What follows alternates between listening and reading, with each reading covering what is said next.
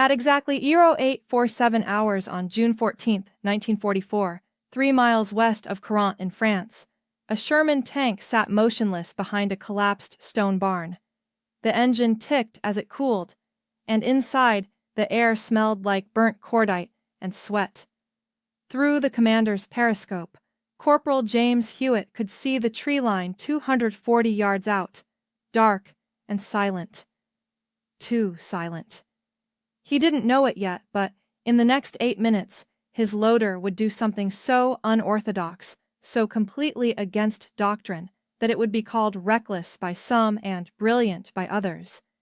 Eventually, it would be studied in armored warfare courses for decades to come. The Germans were out there waiting, patient, and his crew was about to face something no amount of training had prepared them for. No one expected them to survive the morning. Private First Class.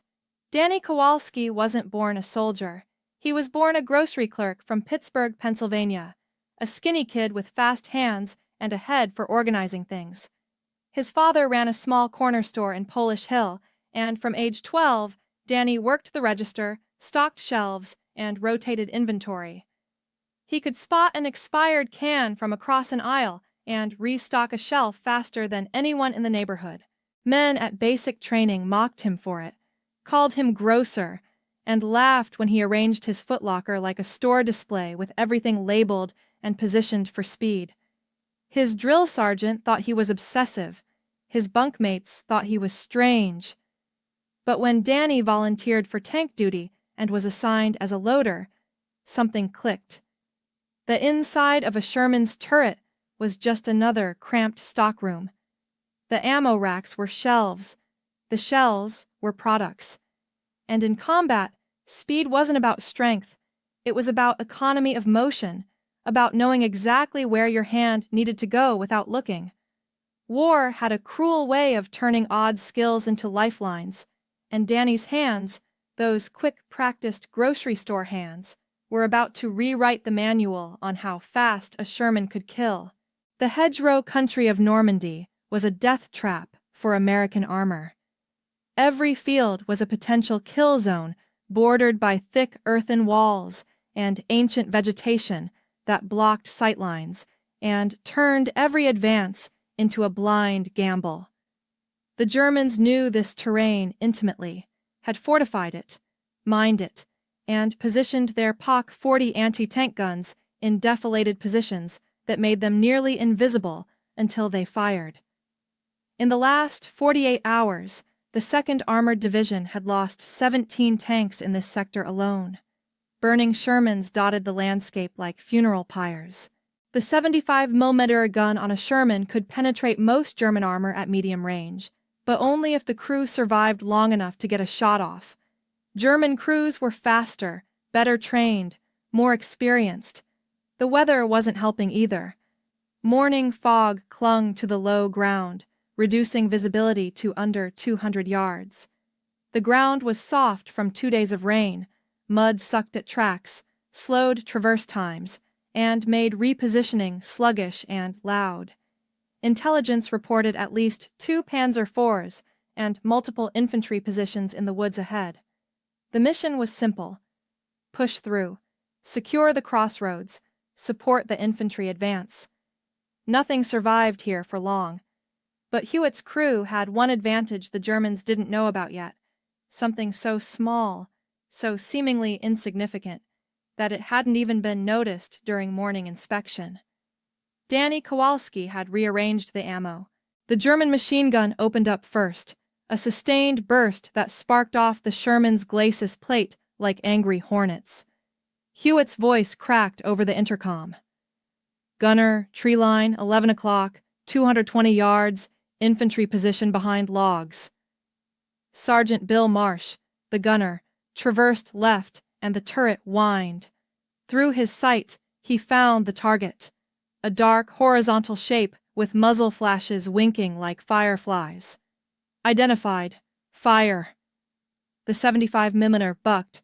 The breech slammed backward with a metallic crash that rattled teeth, and smoke filled the turret. Through the haze, Marsh saw the hit. the log pile disintegrating, bodies tumbling. But before the smoke even cleared, Danny's hands were already moving. Most loaders grabbed shells from wherever they could reach, usually the ready rack on the turret floor with a random mix of armor-piercing and high-explosive rounds. Danny didn't do that. His hand went exactly 6 inches left, pulled a high-explosive round from a position he'd marked that morning with a chalk line, spun it, and slammed it home. The breech closed with a clean clack. "Up!" Danny shouted. 3 seconds! Marsh blinked. The standard reload time was 5 to 7 seconds, sometimes 10 under stress. 3 seconds.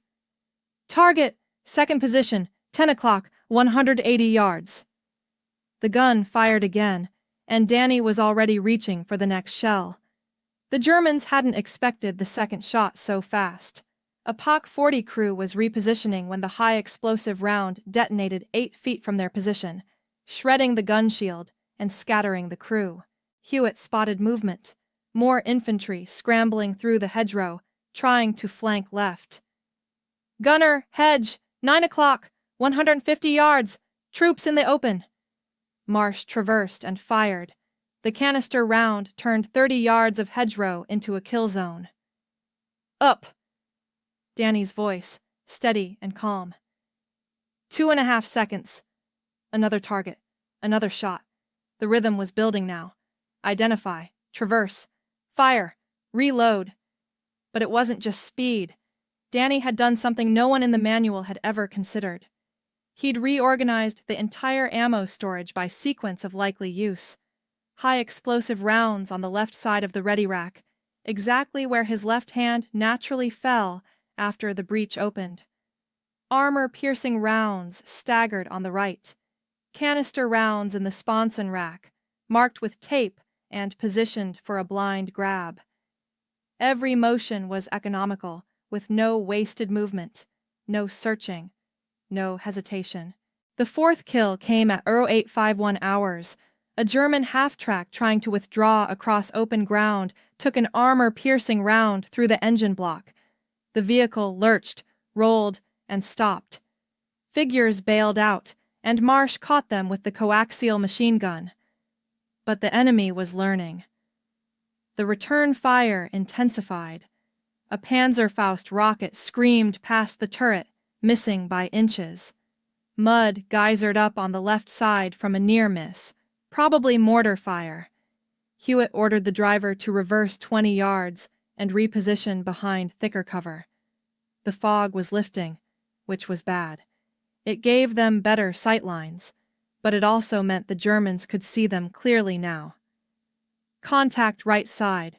Panzer IV, hull down. 280 yards. Marsh's stomach tightened. A Panzer IV could punch through a Sherman's frontal armor at that range, and the German tank's gun was already traversing toward them. A race now, pure and simple. Whoever fired first lived. "Gunner, armor-piercing track junction." Marsh found the target, the Panzer's lower hull just visible above a berm. A small target, a hard shot. Danny's hand moved before Hewitt finished speaking. The armor-piercing round was already coming up. He'd anticipated the call, knew what was needed. The shell slid home. "Up!" Marsh fired. The round struck low, exactly where it needed to. The Panzer's track exploded in a shower of metal links, and the tank slewed sideways, immobilized, its gun swinging wildly off target. "Hit! Reload! Finish him!" Another armor-piercing round. Danny didn't even look at the rack. His hand knew. "Up!" The second shot penetrated the turret ring, and smoke poured from the German tank's hatches.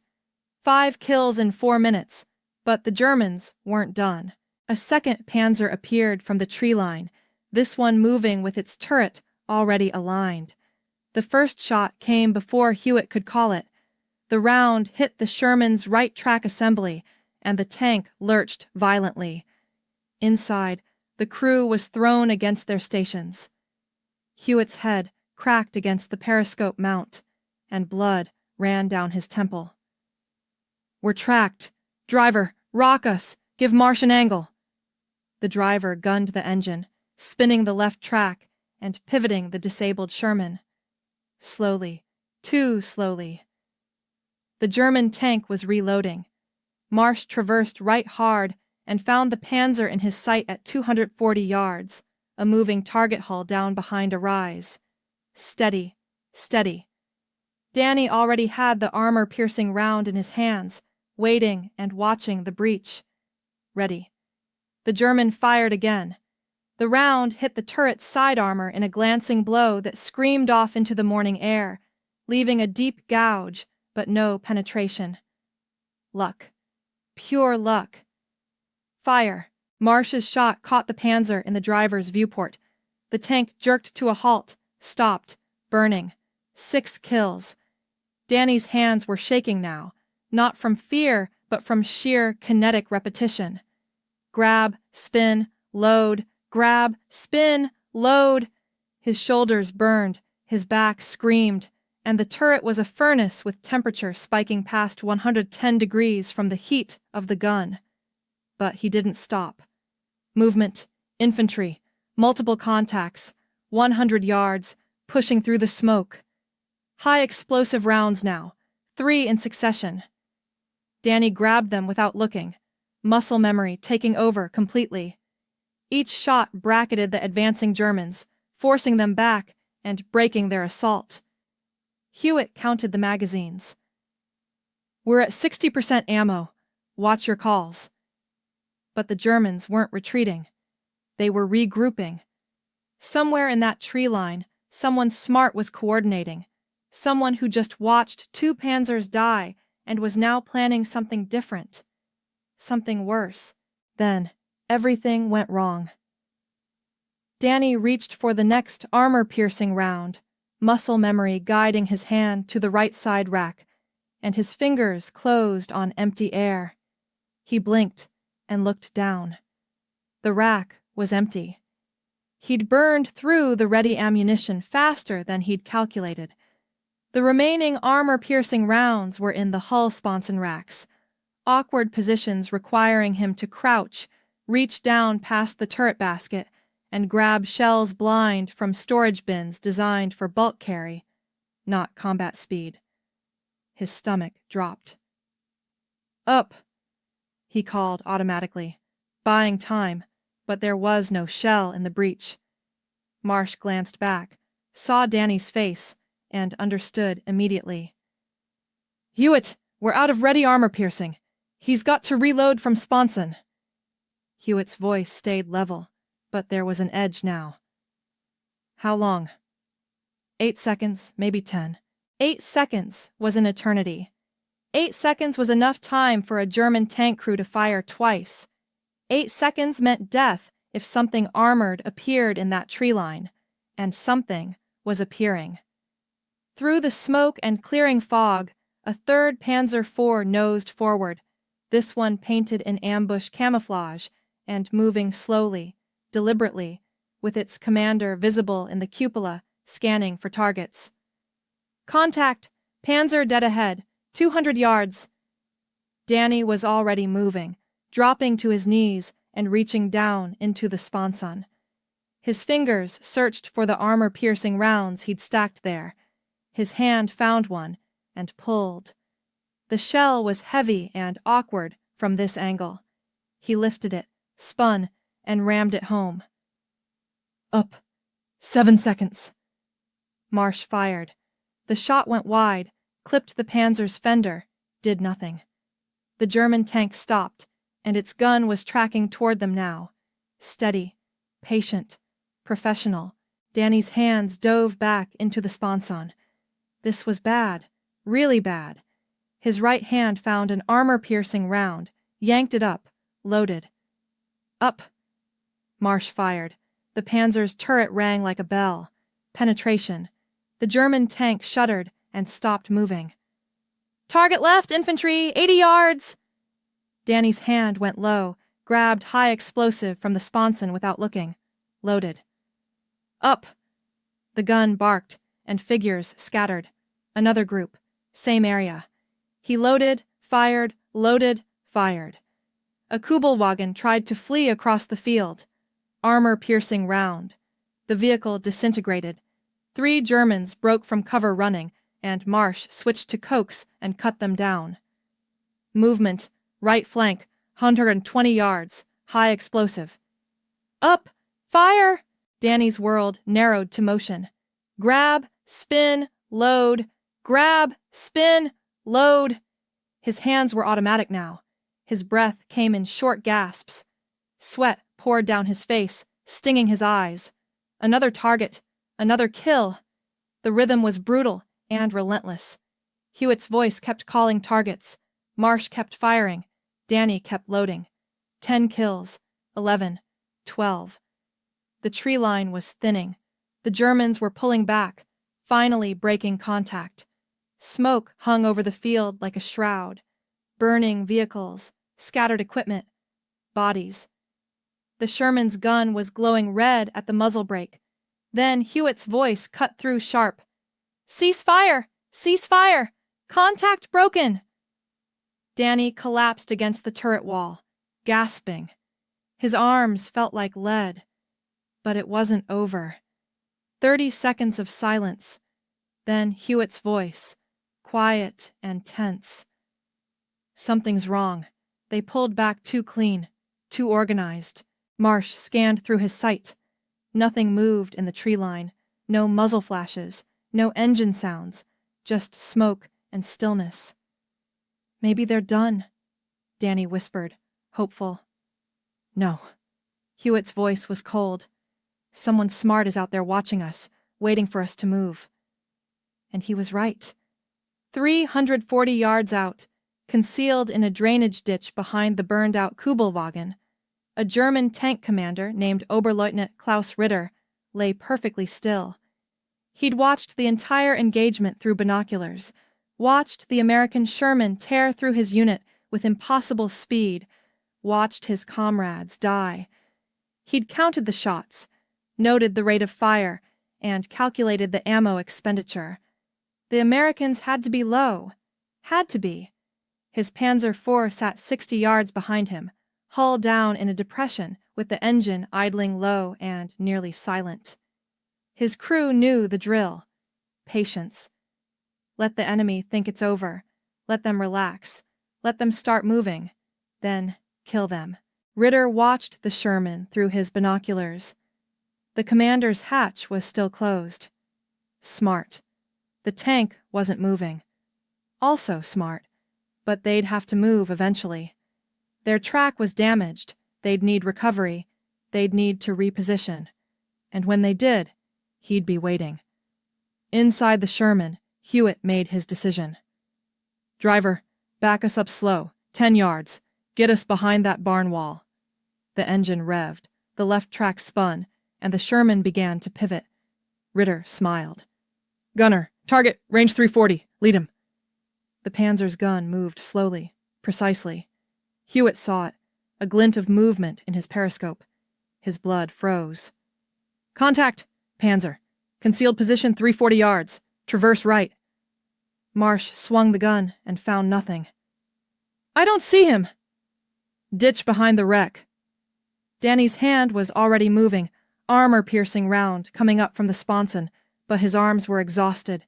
The shell slipped. He caught it, loaded it, fumbled. "Up. 4 seconds. Too slow. Both guns fired simultaneously. The German round hit first, struck the Sherman's upper glacis at a shallow angle, deflected upward, and screamed over the turret by inches.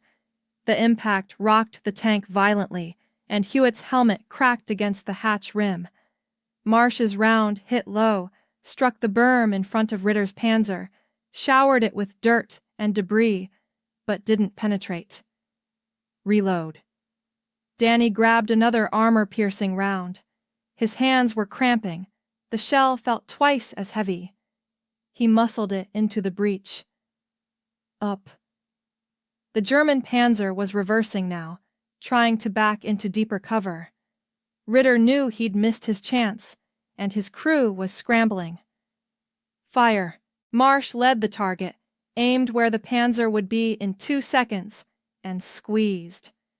The round caught the German tank mid-reverse, punched through the thinner side armor, and penetrated the engine compartment.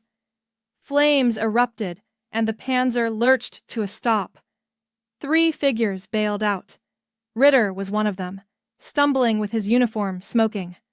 Marsh tracked them with the coax, his finger hovering over the trigger. "Let them go," Hewitt said quietly. The Germans disappeared into the tree line. Silence fell.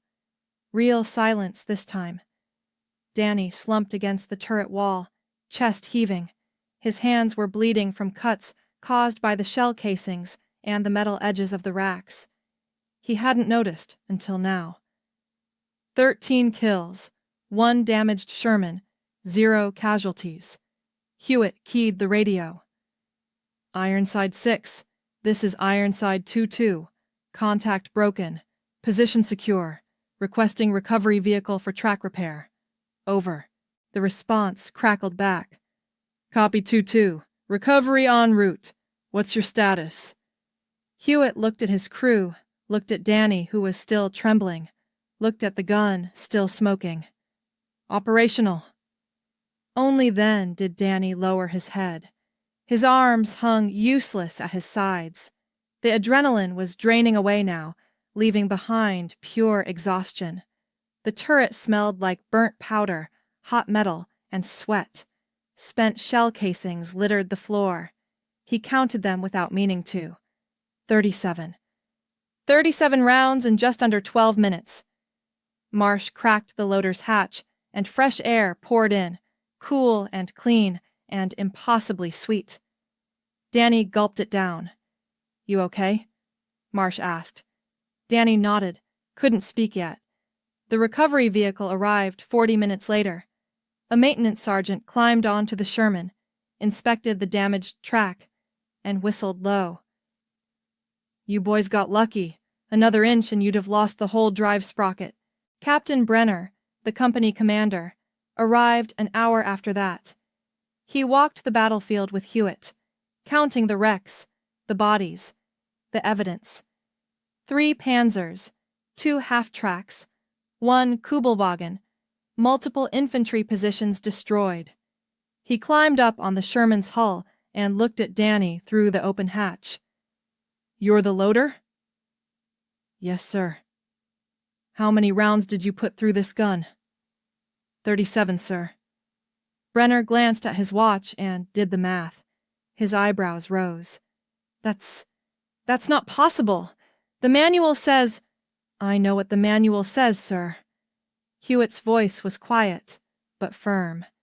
"He rearranged the ammo racks by hand this morning without asking permission." Brenner stared at Danny for a long moment, then smiled. "Show me." What Danny Kowalski did that morning changed American armor doctrine forever. Within 3 weeks, his ammo arrangement was being tested at the Ordnance Department's proving grounds in Aberdeen. Within 6 months, it was official doctrine taught to every loader in every tank school from Fort Knox to Fort Benning. The Kowalski load, they called it, though Danny never liked the name. Reorganizing ammunition by mission probability and hand path efficiency reduced average reload times from 6.2 seconds to 3.8 seconds across the entire armored force. That might not sound like much, just 2 seconds. But in tank combat, 2 seconds was the difference between firing first and dying first, between 13 kills and becoming kill number 14. Modern armor crews still train using variations of his technique. The principle remains the same: economy of motion, predictive positioning, muscle memory over conscious thought. Danny survived the war, made it through France, Belgium, and into Germany. He was awarded the Silver Star for his actions near Corent, though he rarely wore it. After the war, he went back to Pittsburgh, reopened his father's grocery store, raised 3 kids, and never talked much about what happened. But sometimes, late at night, his hands would move in his sleep, reaching, grabbing, loading shells that weren't there anymore. History remembered what he did, even if he tried to forget. The Sherman that carried him through that morning, hull number 2031-489, sits today in the National Armor and Cavalry Museum at Fort Moore, Georgia. The turret still bears the scorch marks, the ammo racks still show his chalk marks, and every loader who walks past it knows the name Kowalski,